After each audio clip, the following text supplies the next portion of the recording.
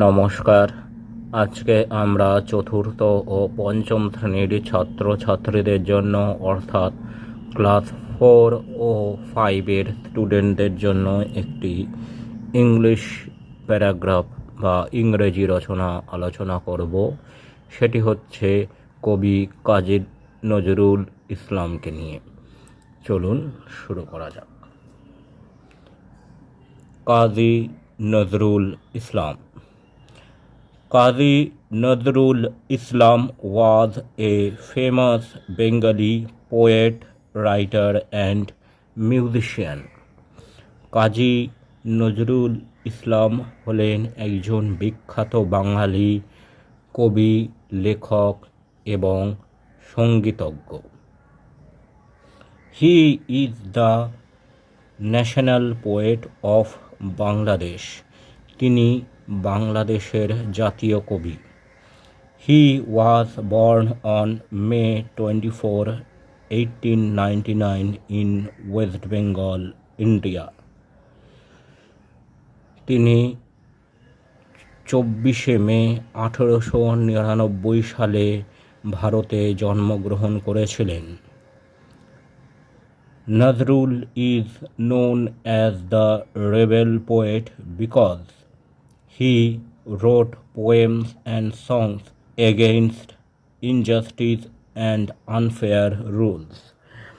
কাজী নজরুল ইসলামকে বিদ্রোহী কবি বলা হয়ে থাকে কারণ তিনি অন্যায় ও অত্যাচারের বিরুদ্ধে কবিতা ও গান রচনা করেছিলেন।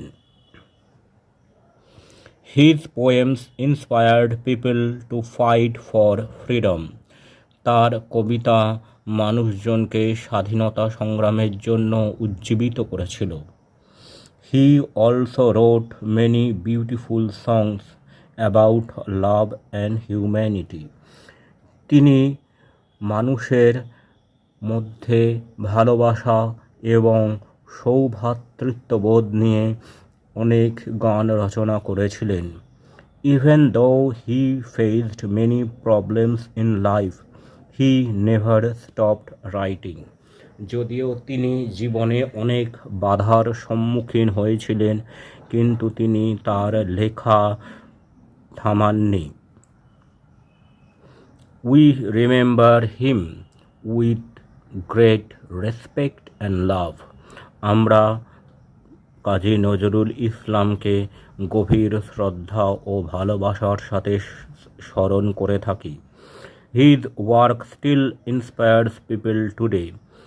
তার লেখাগুলি আজও মানুষকে উজ্জীবিত করে।